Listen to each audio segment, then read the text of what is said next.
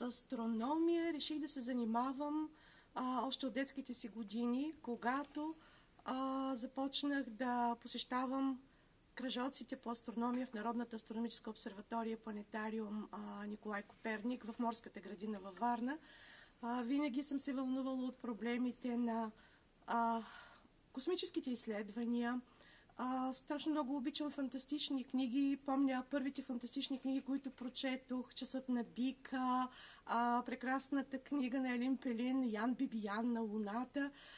Така че винаги света на звездите е бил изключително таинствен за мен като малка. И след това, когато започнах да изучавам астрономия в кръжоците по астрономия, реших, че точно това е моето бъдеще. Че аз искам да разбера какво се крие там далеч за тези светлини, какво представляват Слънцето, кометите, астероидите, близките и далечните космически тела.